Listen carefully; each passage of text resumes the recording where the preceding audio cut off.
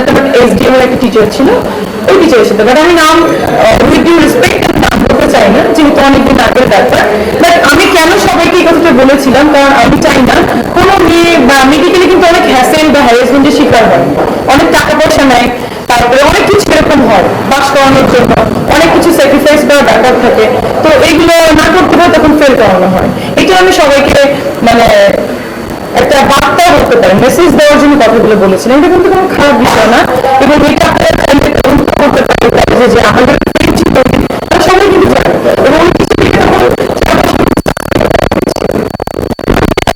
বা আমার বিজনেস করে আমি যখন দেশের বাইরে চলে যাওয়ার ইচ্ছে ছিল পাস করে, ইউকেতে চলে যাবো, এই হচ্ছে আমি এখন দেখি না, আমি দেখবো।